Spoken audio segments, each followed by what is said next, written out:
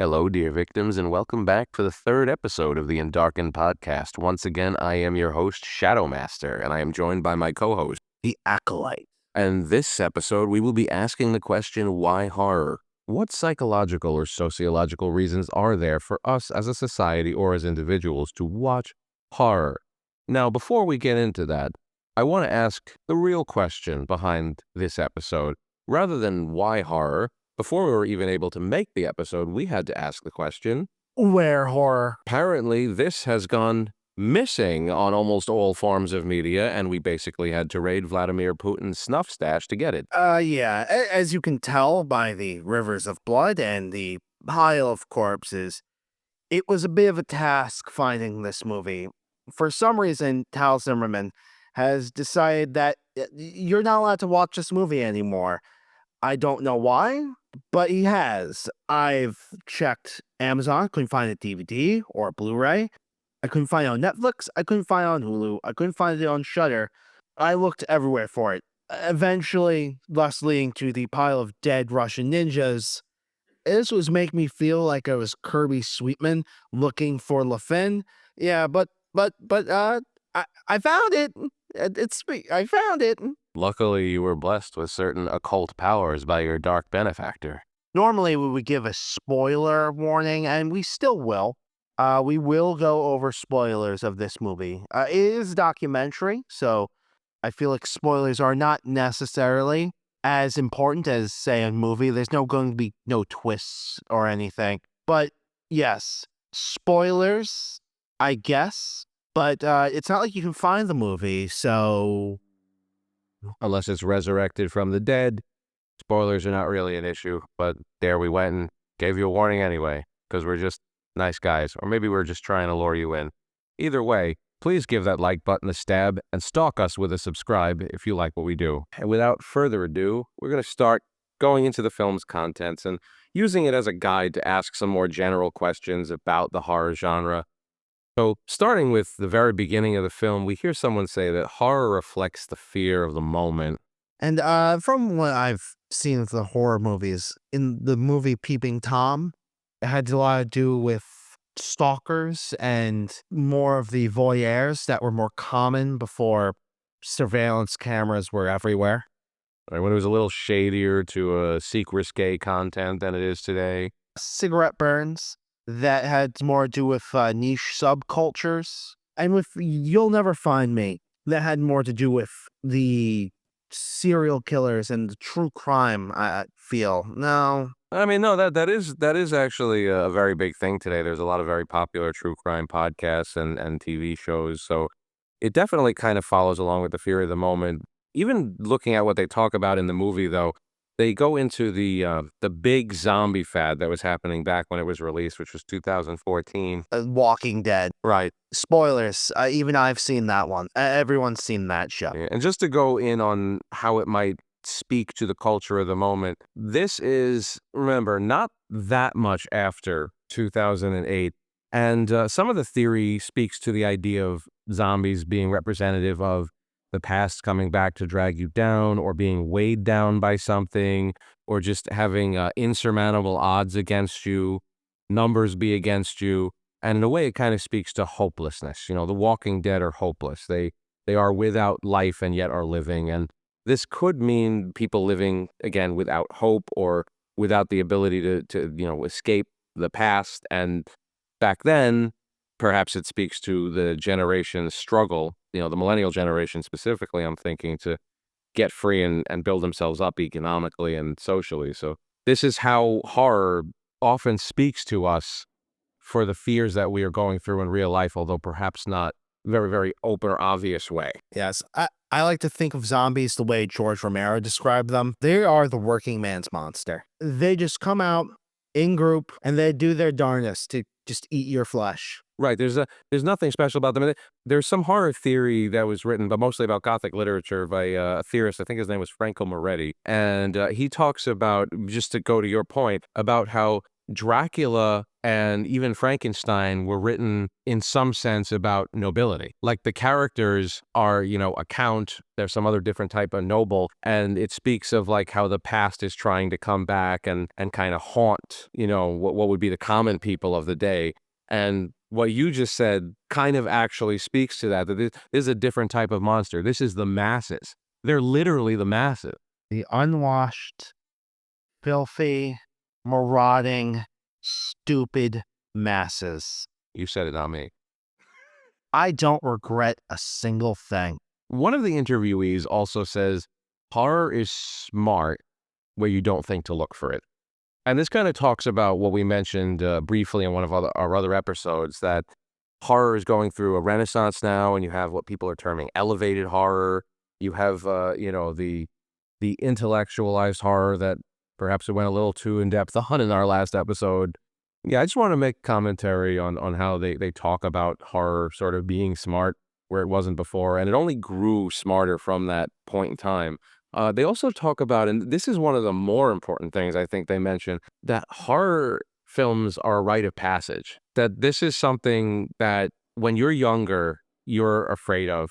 And when you're able to watch your first horror movie and get through it, it means something. It means that you were strong enough. And we're going to come back to some of points that I'm about to talk about a little more in depth, but that horror is a test. Horror is, in a way, a nightmare that you can wake up from when you walk out of the theater. We can talk about that again, too. And it tests you. I have a question. Yeah. What was the first horror movie you watched? This is going to be a crazy way to put this. I was very young. I was in the movie theater with my mother, and for some strange reason, she was going to see Species 2. That was actually one of my earliest memories of horror films, and it was around the same time that I went to a family summer barbecue, and they were watching a Nightmare on Elm Street marathon. So those kind of came at me early on and at once. And when I was young, I was terrified, but just as fascinated as I was terrified. So, the first horror movie I really remember watching, I don't know if it necessarily counts as a horror movie, but I'm gonna say it anyway. Snakes on a Plane. I remember my dad, we were going to watch some dumb kids movie, I don't know. But my dad didn't want to watch that, and I didn't want to watch that. So we went over to the other theater across the hall that was showing Snakes on a Plane. We watched that. It was a great time. See, it can be fun, and that one is fun, and technically would classify as horror. Adjacent. It's like action horror. Horror-ish. Action horror is a subgenre. It actually is a subgenre. There are some fun J action horrors. Maybe more of a creature flick, monster flick. I don't know. No, that's fair. That's a fair assessment, actually, completely. That makes a lot of sense. Just remember someone got ate a whole by an anaconda. And Samuel L. Jackson got those motherfucking snakes off that motherfucking plane. That's the important thing. All those people were doomed otherwise. I think I have one more story about one of the first horror movies I saw, but I'll save that one for later. All right. I'm looking forward to it. I'm looking forward to hearing that. And so there is this sense of, in addition to horror being a rite of passage, it's sort of how people can bond. People bond when there's a trauma or a harrowing experience that they've gone through together. And some of the interviewees talk about how they were able to feel at one with the other members of the audience. Also, this is just me personally, and it takes us back to that conversation we were just having. But horror, when you're finished watching a horror film, there's a sense of relief and a sense of empowerment. I think that goes along with the idea of it being a rite of passage. It's, you got over it, you're through it, but also you're stronger. And when I was young and able to get through them, I felt stronger. I can definitely agree with the bonding. It's definitely been a lot of fun watching these movies with you. Thank you. I'm glad I could bring Endarkened into the lives of others. Yes, my life has gotten a lot more darker since you started doing this. People just keep showing up to my house now with masks and hoods and keep chanting something. They got like a compass and like a ruler. I don't know what this means. That's just my fraternity. Don't worry about it. They're just doing a little mild hazing. I'm not safe, am I? You don't want to be. Horror makes us stronger, I think. And I have a personal story that I'm going to speak to a little later on in this podcast too, that I don't know if I would have gotten through it without the strength that I built up from my mental strength, my mental toughness, if you will, from watching horror and from watching anime. But horror is a very big component of it, obviously. We're also big anime fans here in this podcast, but that's for a different time. So they also address this super fascinating idea that horror is a substitute for the showing of masculine prowess. That when a man in the prehistoric times wanted to show that he was strong and capable and he could protect his companions and his tribe, he would go out and hunt, or he would go out and defend it from a rival tribe. And we don't really have the wild anymore in much of our modern society. So instead, the horror films, according to some of the interviewees, have taken the place of this. And it's a place in modern society where we can go to kind of show our strength. And they back this up with a very interesting experiment they talk about, in which they had actors and actresses paired up with regular people that were part of the experiment. And they found that depending on gender, for instance, if a male actor was with a female member of the experiment, Participant. participant, thank you, the participant, would be more attracted to the actor the more courageous he acted during the course of the film. So if he was courageous, she would be more attracted to him. If he was neutral, she would be closer to neutral. If he was scared, he'll be less attractive. And on the female side, if you had a female actress paired up with a male participant, the female would act more scared, neutral, or less scared, and the male was more attracted to her the more scared that she acted. So it was a complete reversal. And it goes back to this idea of, horror films being a replacement for that. It's not just an overarching sociological phenomenon that, this is where we go to kind of challenge ourselves and show that we're strong, but it kind of has space, in a sense, in the gender and dating sphere, even in helping people act out the roles and find partners. And also, to that dating, if the guy is courageous, the girl is scared, that means, oh, come here. Let me hold you. I'll keep you safe. Get really close to me. Yeah, like that. Exactly. And that was just astonishingly interesting, that I could also use this as an excuse to show people that I'm not just a psychopath for watching horror films. Also, a really stand-up guy. Real stand-up, on the level. Moving on to the next point for us. Horror as an expression of inner pain and the ability to catharsize, I think, or that inner pain that we feel. Like emotional stress, physical stress. Right. And you just want to get it out. You want to kind of get that. In some cases, you want to feel fear, but you want to feel it in a safe environment or in a safe way, or you want to feel your anger released. And I want to bring this back actually to a point printing last week. So in Carol J. Clover's book, she kind of talks about how no one is supposed to identify with the killers in these movies. They're supposed to be feared, or, best case scenario that would get close to that would be you're in the eyes of the killer kind of feeling terrified that you could be such a monster. You're afraid of it, but you're not really identifying intentionally, or nor would you want to identify with these characters. But as we go deeper into studying horror, and they kind of talk about it a little bit in this film, it kind of is in some ways that we want to identify with the monster because it's an example, or it's an on-screen projection, pun intended, of our inner monster, and letting that rage out in a safe way or in a safe environment, the same way that we would be letting our fear out. And we can not only catharsize fear, but rage. And I'm also, as a side note, just finding out that catharsize is not a word, but it should be. So we're going to use it. And just as a mild correction, these films are cathartic for those experiencing fear and or rage. Just to emphasize this one point, I kind of went into it a little bit earlier. One of the interviewees says that leaving a horror film is like waking up after a nightmare. And I think that ties in really well with this idea of relief and empowerment that come after the film, where when you get out of a nightmare, you kind of do feel this sense of relief, like, thank God that wasn't real. And it might just be the same for a horror film, but also you survive till the end of it. You're stronger now. So horror films and nightmares kind of being tied together in that similar way, I thought was really And also see that I feel like I remember nightmares more than I'll remember dreams. right. Just like people remember their mistakes more than they remember the things they got correct. It's a survival mechanism. Like we're supposed to be corrective. Definitely see how that would make you connect more with a horror movie. Living out a nightmare in reality and not just in your head, Right. sort of, Sort of. from a safe distance.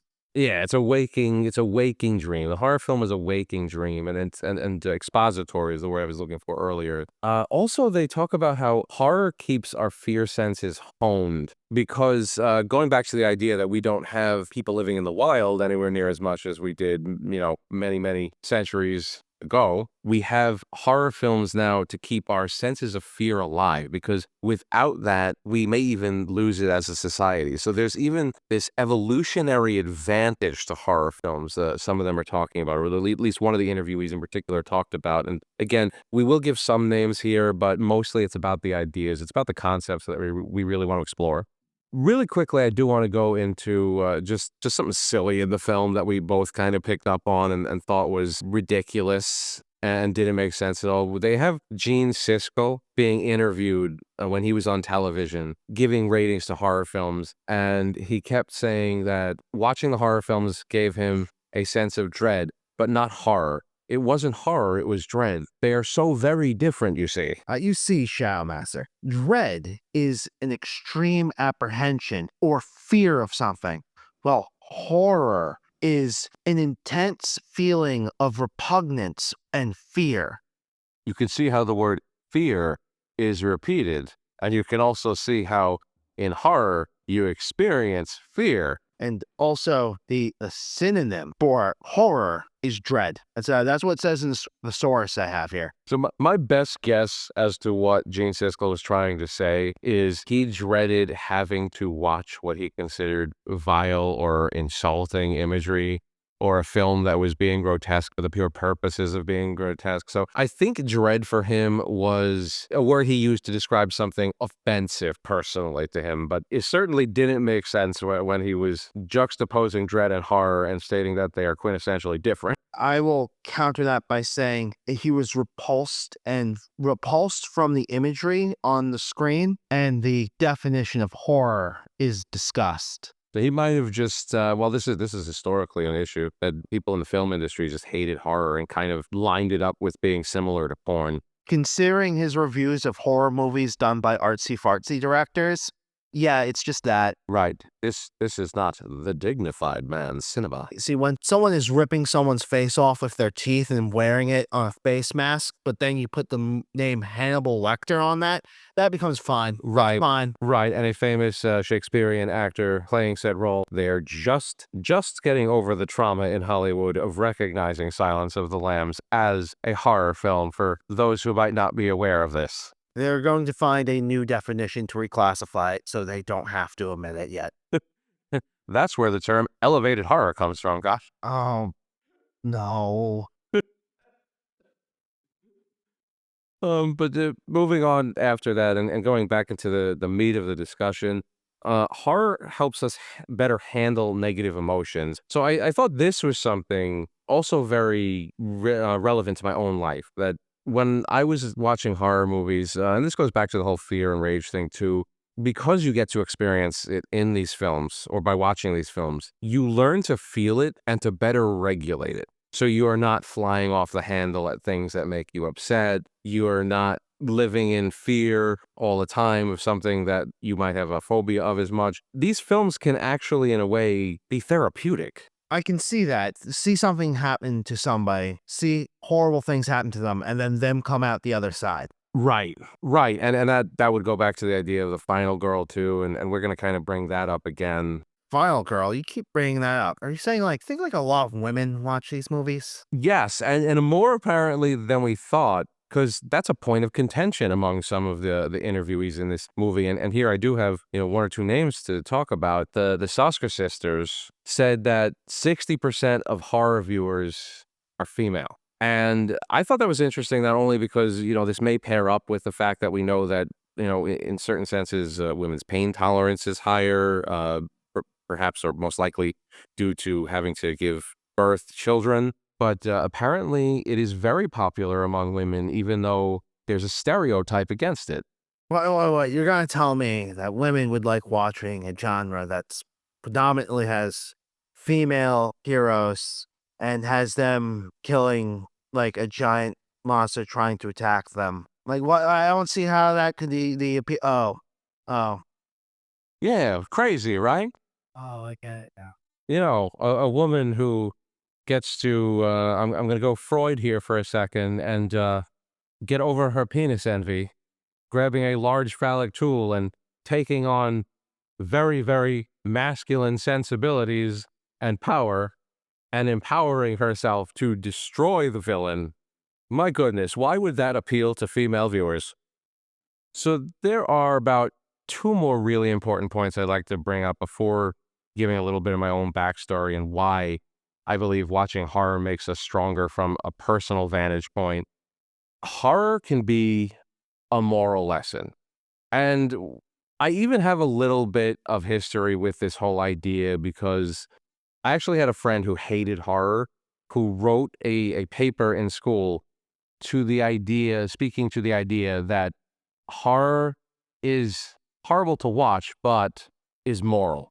And horror historically, now things have changed a little bit, but throughout its history has been more conservative leaning. And I know that sounds insane to say, but if you really think about it, what are a lot of these films teaching us? The slasher genre is one giant piece of propaganda against premarital sex in many ways. You can watch films that are basically reproductive horror, something we're going to be looking at in the near future, that speak to the idea of losing a child being the worst possible thing to experience, and so you had better be a responsible parent, or the idea that giving up on a belief in the supernatural customs of your ethnic background is going to lead you into situations where you're going to be in danger because you did not honor your family's traditions and basically the wisdom of your elders.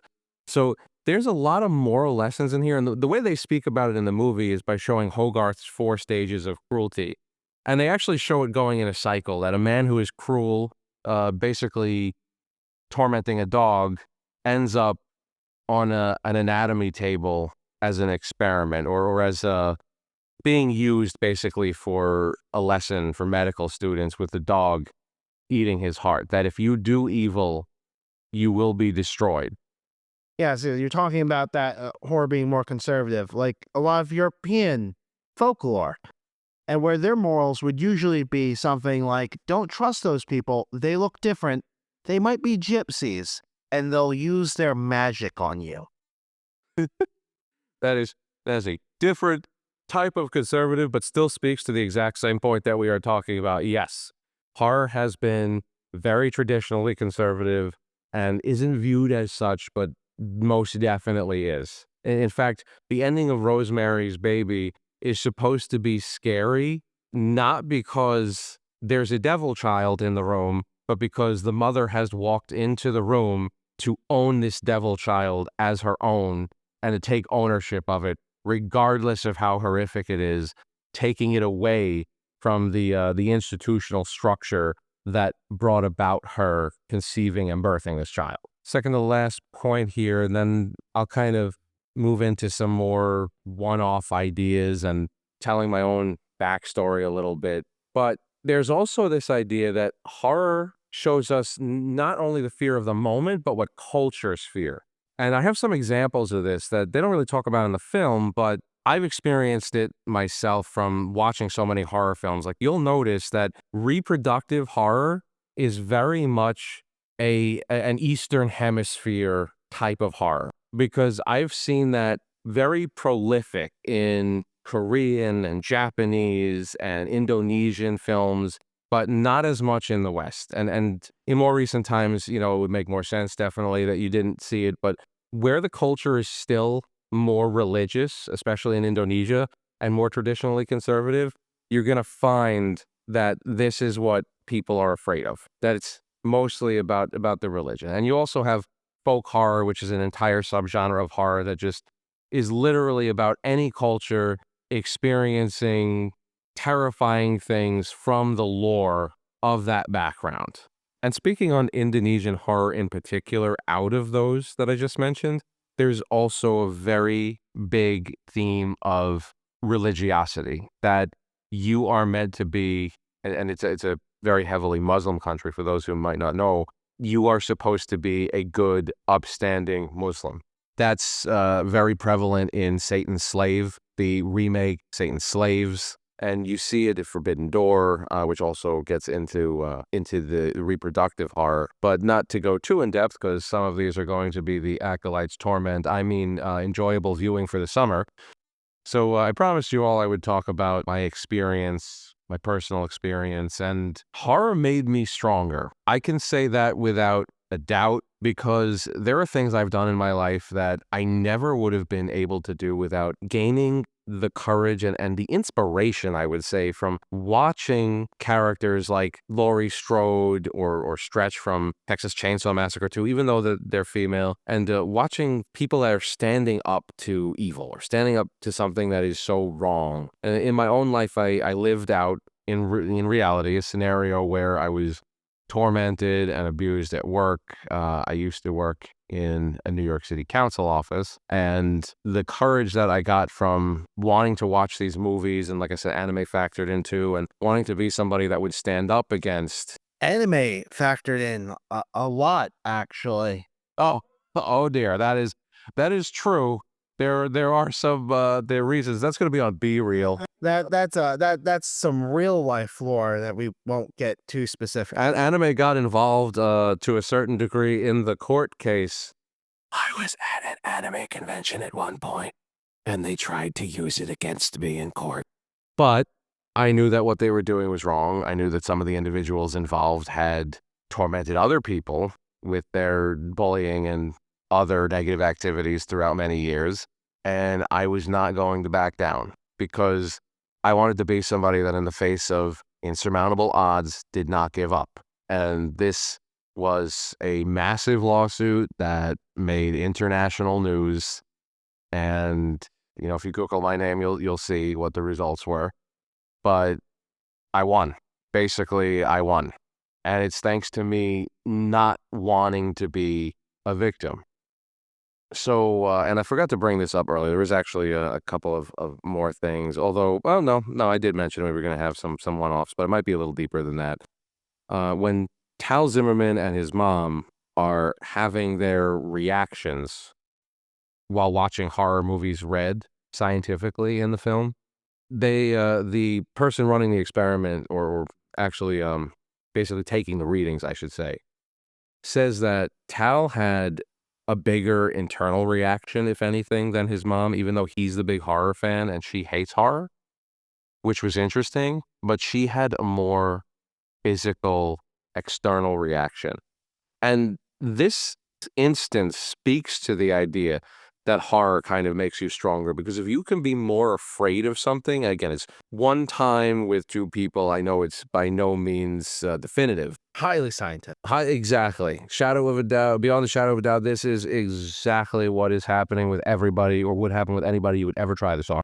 A sample size of 2 is a perfectly reasonable way to make assumptions about everybody. Yes, but just taking the anecdotal data that we do have, the fact that Tal could handle himself better without reacting so physically is proof of this idea, however minor that proof might be, that horror makes us stronger even in our reactions to our fears. And that brings me to the final point, which is horror, like anything negative we experience, kind of makes us think about the good things in life and appreciate them all the more. Because at any moment, a guy with a chainsaw could come and ruin all of that. Right.